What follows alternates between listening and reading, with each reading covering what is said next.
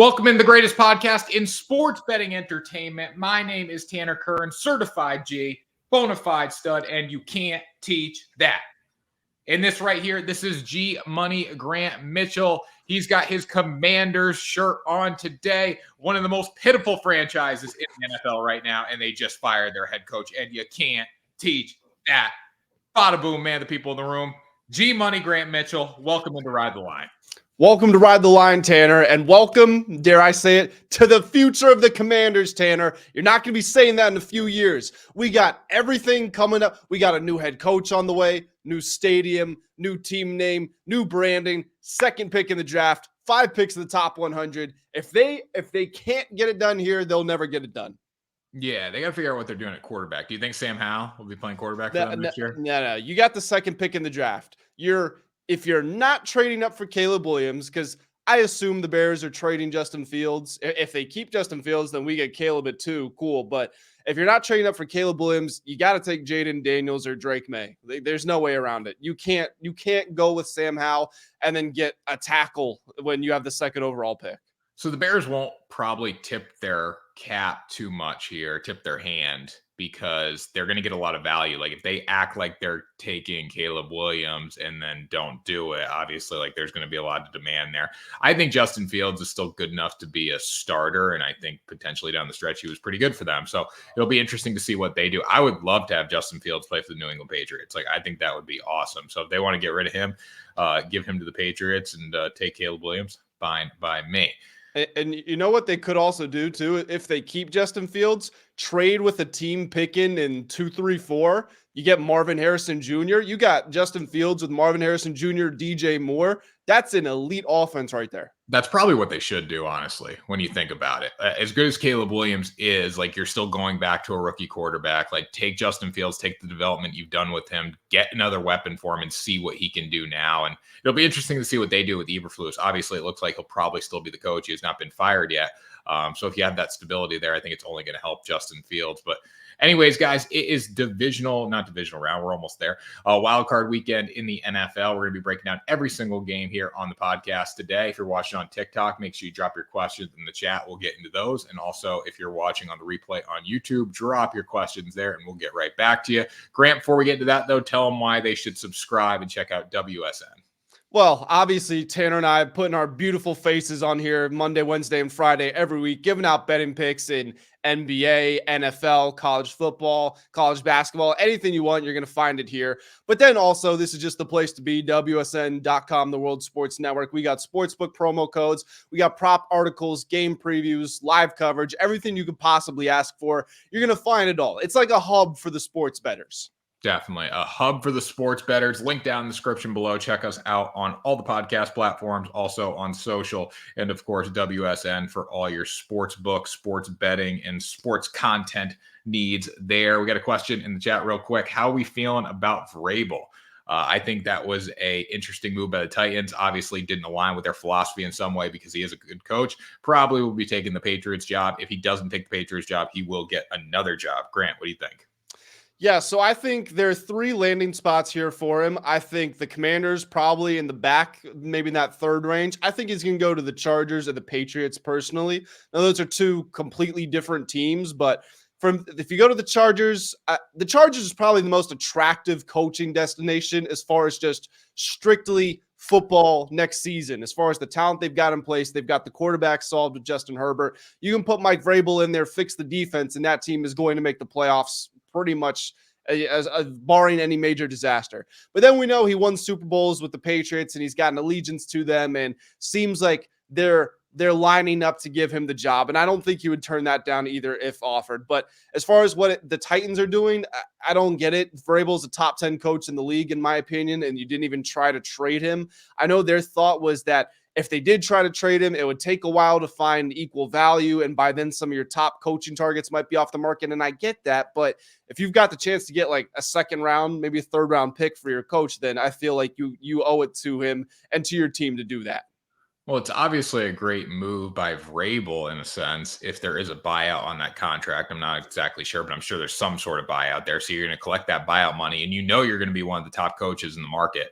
So very smart move by him, and probably knew that Patriots job was going to open up. So he didn't mind walking out the door and testing the waters there. And I think he will be the next coach of the Patriots. There is mutual interest there for both sides. So guys, we're going to break down every single wild card game here. Again, thanks for the question on TikTok. If you guys have more, let us know. But we'll start with the Cleveland Browns and the Houston Texans. Cleveland headed to Houston for this game. The Texans are a 2.5-point home underdog here. Home underdogs have actually been very good in the postseason over the past 10 years. Grant, what's your take on this game? Yeah, so home underdogs in the wild card are either 8-2-3 or 8-3-2 against the spread. I forget which one, but they're on a nice little streak here. I was talking about this with our friend Greg over at VSiN on the Greg Peterson Experience. I said the Browns have the biggest spread of potential of any team in the playoffs, in my opinion, because I think they could make it to the Super Bowl. They absolutely could. They've got the defense to do it. 5th in turnovers, 6th in sacks, just outside the top 10 in points allowed. All year long, they were a great team. We said give them an average quarterback, they'll win a lot of games. Well, Joe Flacco's been better than average. He was a top 10 quarterback in the league for the stint that he was there. If he continues to produce at that level, they can beat a young Texans team full of rookies. They can beat a Ravens team that hasn't played in 3 weeks and will be rusty. And from that point on, you just win one game and you're at the Super Bowl. And with that being said, they could also lose this weekend. The Texans are one of the most clutch teams in the league. Defense just outside also the top 10 in points allowed. D'Amico Ryan's proven himself to be a great young head coach. And CJ Stroud, this is a remarkable stat. CJ Stroud is one of 3 players in NFL history to lead the league in passing yards per game and touchdown to interception ratio. The other 2 players to do that, Joe Montana and Tom Brady. And neither of them were rookies. So again, this is just, in my opinion, this is the most 50-50 matchup on the board. This is the game that I can't wait to watch. I think it's going to be extremely exciting. I'm probably going to go with the Browns at -2.5 just because I think their defense is more likely to make plays than Houston's is, but I wouldn't be surprised to see either team win. Yeah, I think the Browns is definitely the move in this game. When you look at Houston, they're very beat up, even on offense too, and that's their biggest strength. So if they can't sling it all over the field, they're going to have trouble. Cleveland's a very good team. We got a comment here begging you to take the Texans from Sharky. Browns all day. I agree, Browns all day, but I don't even know if the spread's begging you to take the Texans in a way. Like, it makes it more appealing for the Browns, in my opinion, just because that 2.5 number, even at 3. And you look at Houston defensively, they're not very good. Offensively, they're good, but they're beat up. So just, this is not a spot that I want to take them even at home in this game. I know they're going to be excited. CJ Stroud was emotional when he made the postseason, but just not a spot I want to touch Houston in at all. No, and it's also an interesting case of, is the Texans' inexperience going to bite them, or is their youthful energy and the momentum they've built, is that going to carry them on to the playoffs? Like I said, this is probably my favorite game to watch this weekend. Definitely. Moving into our next game here, it's a shame that the NFL put this on Peacock. I mean, again, I'm going to watch it on Stream East or one of those platforms, crack streams, mess streams, one of those.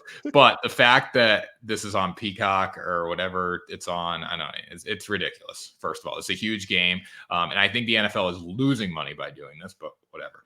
Miami Dolphins +4 against Kansas City Chiefs. They are -4 at home here. The Dolphins have lost their past 10 games when the weather is under 40 degrees at kickoff. This does not look good for Miami. The spread is moving in favor of Kansas City. I will be on the Chiefs here with Patrick Mahomes and company. I don't love the pick by any means, but I still think the Chiefs find a way to win this football game. As far as the spread, I wouldn't want to play any side of it. The only reason I don't love the Chiefs here is because I think the whole world loves the Chiefs, and that's just a little bit wonky. It's not always great to be on a side where you're getting 80-90% support, and I feel like that's what's going to happen with the Chiefs. On top of the Dolphins not being a cold weather team, they only have 1 win against a team above 500 this season.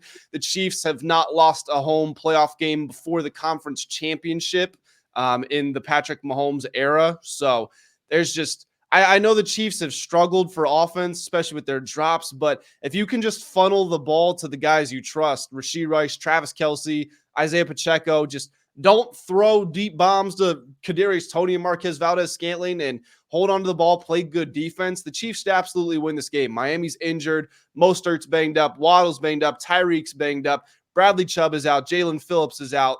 Tua's underperforming in big spots. You got to go with the Chiefs here.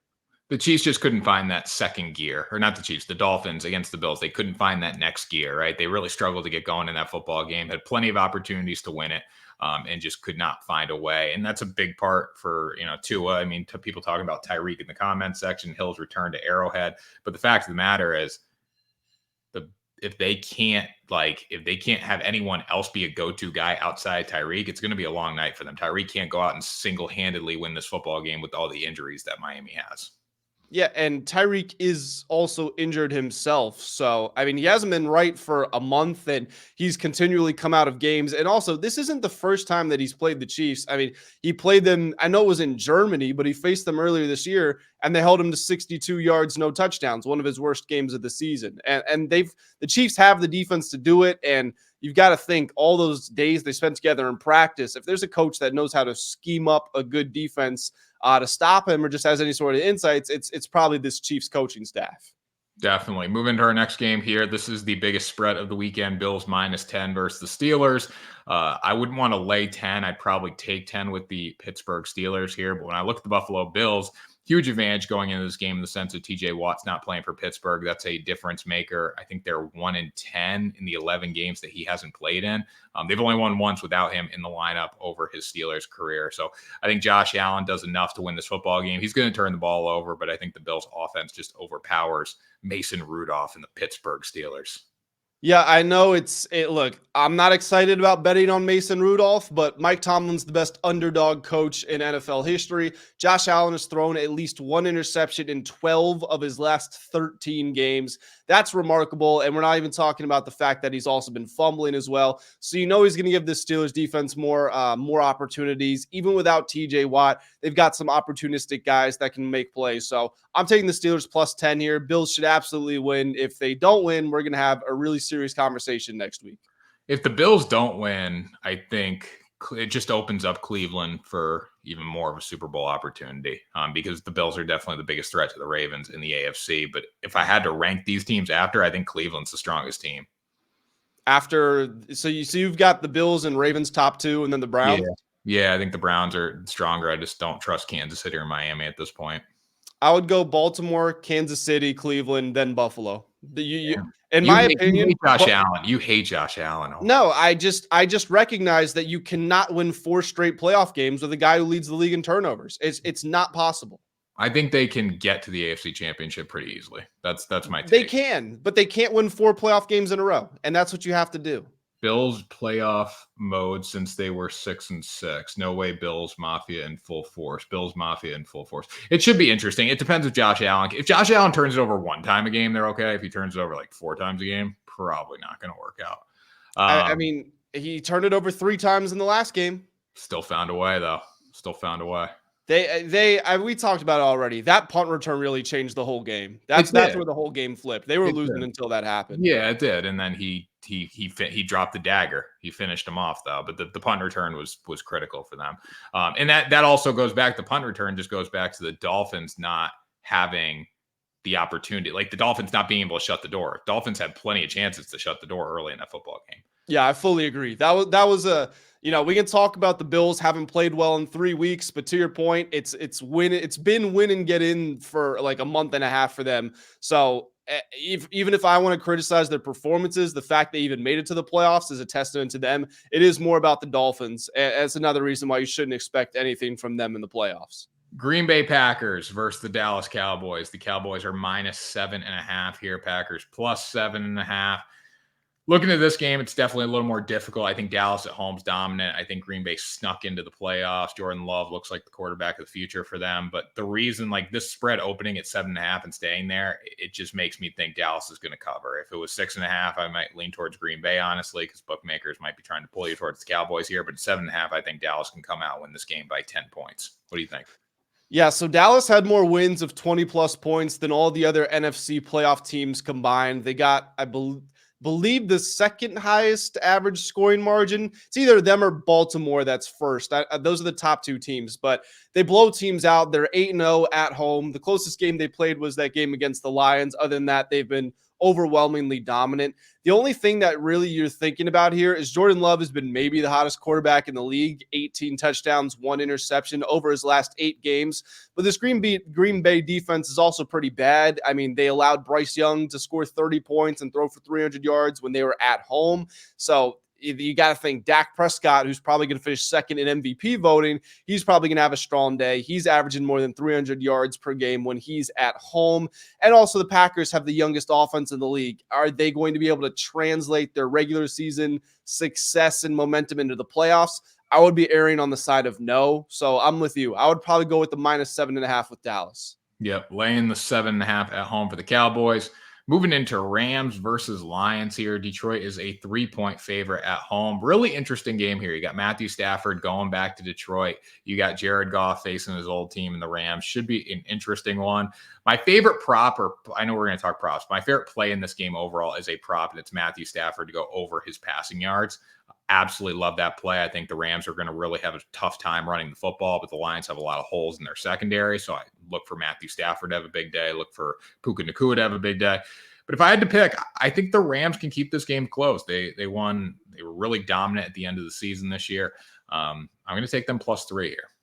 Yeah, so I'm with you, and I'm not guaranteeing a Rams win here, but both of these coaches are aggressive guys with offensive minds. You know, we're going to see 2-point conversions, fake punts, stuff like that. It's just going to get a little wonky, and I think when you're getting the full field goal, that's where you should be going with it. My favorite play is probably the over. I know this is the highest total of the weekend at 51.5, but you look at these offenses, obviously it's Stafford's homecoming. He spent 12 years in Detroit. Cooper Kupp, Puka Nacua, Kyron Williams. That's a great offense. And then Detroit was awesome at home. They're playing in a dome, which is going to help Jared Goff. We know about the speed they have with Gibbs and Montgomery and Amon-Ra and all those guys. So, yeah, I think it's a high-scoring game. Give me the Rams with the points. But my favorite play is actually the over.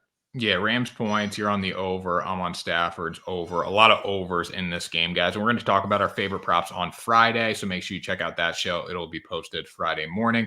Got some comments rolling in here. Lots of storylines in the playoffs this week from Corey Nugent for sure.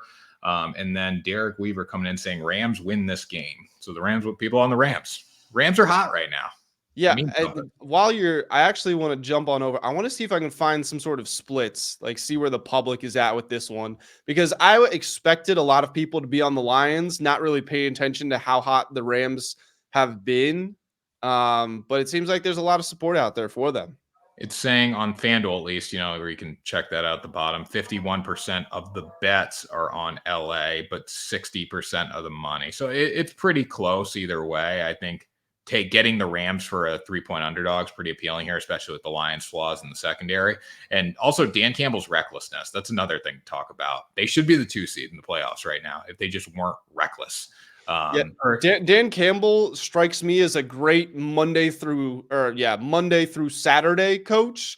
Sunday coach, I'm not so sure. His aggressiveness is more kind of reckless abandonment, and it's going to cost them in big moments. They're going to run a fake punt on their own 20-yard line at some point in the playoffs, whether it's this game or if they survive this game, another game, and it's going to hurt them. Like, there's just so many things. Like, trust your defense. You got a good offense. Don't blow it. Like, for going for it on the 7-yard line was the craziest thing I've ever seen in my life. Especially, again, Dallas was 7. They were undefeated at home. You've done a good job. The Lions defense finished the year bottom 10 in points allowed. So you've done a great job holding that Cowboys offense at home to 20 points. You've got the momentum. You can take it into overtime with a kick. Like you said, why he went for it on 4th down. They had the whole thing. Cool. It's a 5-yard penalty. You're going for it from the 7 for no reason other than spite. That was just, I'm angry. It was like a little kid, like, I'm angry, so I'm not going to do what you say. So he decided to go for it from the 7. That moment right there, it was a moment, but it speaks to the fact that you just can't trust Dan Campbell in huge moments in the playoffs. Even going for it on the 4-yard line after is reckless. Like, I know at that point he's going for it, but if you're on the 4-yard line, you shouldn't go for it. Like, the 2's long enough. And then, you know what, also, there should have been an assistant in his ear, like, hey, Dan, we got an extra 30 seconds to think it over. Maybe you were caught in the moment. Sure. How about we kick this extra point? And nobody did it. Yeah, definitely. Moving into our final game here, the Buccaneers, a 3-point underdog at home. We talked about how home dogs bark in the playoffs, going against Philadelphia Eagles -3. On paper, like the public's all over the Eagles, and on paper, this game seems like the Eagles should come in, cruise to victory. Like this is the biggest mismatch of the weekend, realistically on paper. I think the Steelers-Bills game has the potential to be closer than this. Both teams playing their best football, but with this game, you look at the Eagles; they have played terrible down the stretch. They were what, 1-5 to end the year. Yep. 1-5 to end the year. Terrible there. The Buccaneers finished the season not great, but they found a way to get in the playoffs. The last 2 weeks weren't great, but before that, they were cooking. You got Baker Mayfield, who's shown the ability to throw the ball down the field. The Eagles have the second worst passing defense in the NFL. I am a little bit of a Tampa Bay fan, so I'm going to lean towards the Buccaneers in this game no matter what. But for 3 points at home, I think it makes sense to take the Buccaneers in this spot. The Eagles are just not playing good football. They don't have confidence. Jalen Hurts has a hurt finger. A.J. Brown has a knee injury. Devontae Smith is beat up. And the defense is horrendous. So if Baker Mayfield was healthy, I would be taking the Bucs to win this game. But he went 137 yards, completed barely more than 60% of his passes last week. No touchdowns, no interceptions, sacked 3 times. Just unimpressive against the worst team in the league. So I'm concerned. I'm no doubt concerned. I don't quite know if I'm willing to go with the +3 here because this could be a game that Tampa Bay's covering the whole time. You know, it's like it's 10-10, and then all of a sudden we get a tush push with 4 minutes left, and the Eagles win 17-10, and it looks like they covered with these. I think we could see something like that. The fact that Baker does have that injury, and the fact it's his ribs too, aside from a throwing arm injury, an injury to the ribs from my quarterback is kind of the last thing that I want to see. So even though 70% of bets right now on FanDuel are on the Eagles, I'm probably also on the Eagles. But that's almost, again, entirely because of Baker's health. The Eagles gave up the 3rd most points per game. They are, as you said, 1-5 down the stretch, got maybe the worst secondary in the whole league. I don't see them winning 2 games. That's all I know. They're not winning in the next round if they can even make it there. Yeah, if they survive this game, they will lose in the next round. And honestly, too, like if Tampa Bay wins this game, that's a huge accomplishment for them this season, just to be able to get to the divisional round. I think they're going to come out, play hard in this football game. We did see this matchup in week 3. The Eagles won 25-11. I believe it was a lot closer than that, though. It was. So I was looking at the box score on that game today. Like the Eagles did dominate the game offensively, but it was also because the Bucs hadn't found their stride offensively. So when defense makes a play, the Bucs gave it right back to them. But they did force 2 picks from Jalen Hurts. Probably looking at Jalen Hurts to throw a pick in this game. Let me see if we have that on here. We don't have anything Jalen Hurts yet, only Baker Mayfield. And the Bucs are also either 6th or 7th. I want to say 7th in points allowed. So it's not like it's going to be easy sledding for this Philly offense, one that has struggled. Just struggled mightily against the Giants. Also, they are 3rd in least touchdowns allowed in the red zone this season to their opponent. So they present a lot of challenges for Philadelphia. The Eagles got to play a great game to win it. I've seen a lot of people saying the Eagles are just going to blow them off the field. Like you can't say that with how bad Philadelphia has played. Yes, they're 100% a better team, and they have the ability to probably win by the most points this weekend if they play their best football. But Tampa Bay is not going to go down without a fight. So you're on the Eagles. I'm on the Bucs there, but should be an interesting game. That was our wild card show, guys. That was fun. That was a good one. I'm looking forward to it. And I'm looking forward to Friday's show. Like Tanner said earlier, talking about our favorite props from all the big games in the weekend. So make sure you guys are around for that one. Make sure you guys check that out. We will have our 3 favorite props for each side here. We'll talk about any games you guys want to talk about. So join us on TikTok Friday, 8 a.m. Eastern time. And Grant, take us out of here. That's going to do it for this Wednesday episode of Ride the Line, guys. Make sure that you are subscribed to the channel. Like the video if you enjoyed. Comment, let us know what your lock of the wild card weekend is. And until next time, we will see you all on the next episode.